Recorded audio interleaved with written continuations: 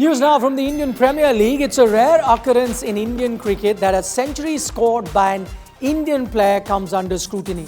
It's even rarer when the name of the century scorer is one Virat Kohli. Now, Virat's century against the Rajasthan Royals has almost become a national debate, with fingers being pointed towards arguably the best player of the modern generation. But what's the fuss all about this Virat Kohli century? Well, it's his strike rate if you take a look at it at a basic level. Now, Kohli's century against the Royals came in 67 balls, which translates to a strike rate of 150, which is not slow by any standards. He further added another 13 after reaching the landmark and ultimately finished at a strike rate of 160. So far, so good. But the fact that his team lost and his century was overshadowed by another century by an opposition batter in Jos Buttler set tongues wagging, with a host of experts calling for Kohli to be left out of the Indian T20 World Cup team owing to his inability to accelerate in line with the current T20 style of batting. What I will say to Ajit Agarkar is, don't be scared of being brave. If he ultimately believes that the Indian T20 team is better off without a Virat Kohli or a KL Rahul, that's how he should deliver the team. Don't be under pressure that you have to pick all the big names, because you know they haven't been winning trophies.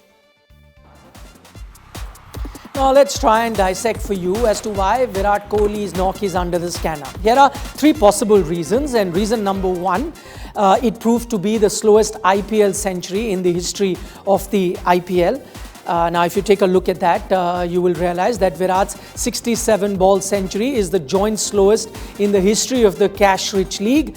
Giving him company on the top of that list, which no batter would want to be on, is Virat's former teammate Manish Pandey, who also took 67 balls to score a century. But it's noteworthy that Manish Pandey's stun came way back in 2009 when T20 cricket was still new to the scene. Over the years, the game has evolved and batsmen do not need as many balls to get to this three-figure mark. That's why Virat's 100 stands out as an eyesore. Reason number two, even though Virat reached his personal milestone, his team, the Royal Challengers Bangalore, lost the game. That happens to be reason number two. Now, one could argue that it wasn't Kohli's fault because he did his bit as a batter, but he wasn't the only centurion on the night, and his 67-ball ton paled in comparison with Jos Buttler's match-winning 58-ball century. While Kohli got to the century at a strike rate of 160, Buttler batted at a much better strike rate of 172. Now, as they say in sport, nothing succeeds like success. Kohli may have put his best foot forward, but at the end of the day, his team lost, and that happens to be another reason. Now, another reason for Virat receiving all the flack was the fact that he slowed down as he neared the three-digit mark. Now, Virat had managed to score 87 runs in 57 balls, which makes it approximately 1.5 runs per ball, but his last 13 came in 10 balls, which makes it 1.3 runs per ball. Is there then a case of putting his personal record over the interest of the team? Well, the jury is still out on that. But let's also take a look at the other side of the story. The fact is that Virat Kohli is a certified legend of the game, and given his numbers in international cricket, there aren't too many who come near him. Speaking just of this edition of this IPL, he, as we speak, is the holder of the orange cap for scoring most runs. Now, in Virat's support is another certified legend of the game in Brian Charles Lara. The former West Indian captain said an opener like Kohli always has the chance of starting at 130, bat through the overs and finish at 160 or even a higher strike rate, which is all right. He even said that strike rate depends on position, and for an opener, strike rate of 130 to 140 is pretty all right.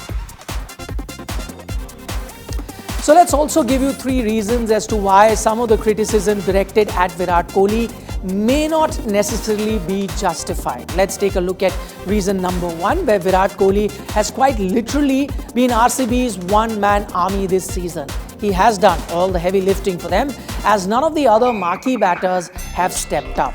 Now, if you're taking a look at that record, the likes of Faf du Plessis, Glenn Maxwell and big money signing Cameron Green have just not pulled their weight, which has resulted in Kohli taking a measured approach and ensuring that he stays right till the end. Now, Kohli's contribution with the bat can be best understood when one takes into account the fact that he has scored nearly 36% of the total runs that the RCB team have scored this season.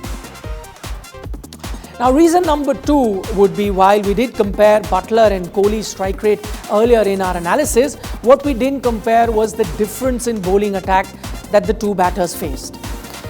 Taking a look at that bowling attack, you will see that Virat was up against a tougher attack comprising of the likes of Trent Bolt, Andre Berger, Yuzi Chahal and R. Ashwin, who have been dismantling the opposition batting for fun this year. In comparison, Buttler faced a rather inexperienced bowling attack, which included the likes of Yash Dayal, Mayank Dagar and Himanshu Sharma. The difference in the quality of bowling couldn't be more stark. Does that explain the difference in strike rate too? This is an excellent over. Now, reason number 3 was the two-paced wicket in Jaipur. The pitch perhaps didn't favour the team that was batting first and by extension did not suit Virat Kohli. Virat himself pointed that out soon after he had finished batting.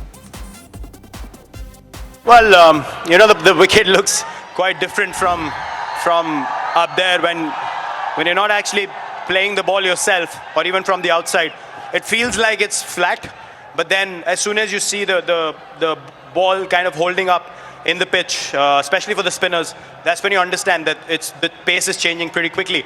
And then the big dimensions of the ground come into play. So I think our target initially was 190, 195 to be honest.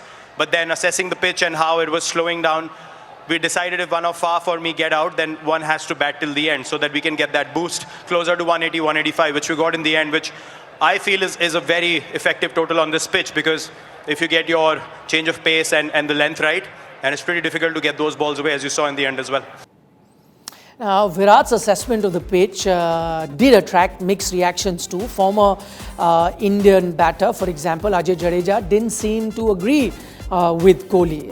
He said that he was surprised with Kohli saying how the deliveries were not carrying through on the pitch, but seeing the way that Kohli batted, Ajay could not notice any shortcomings in the pitch. Now, whichever side of the divide you may be on, the debate about Virat's place in the World Cup squad has been reignited. Now, those who still believe in Kohli feel he is still India's biggest match winner. The argument against him is that T20 cricket has changed and batters need to operate much quicker than the earlier acceptable norm. Which side of the fence are you on?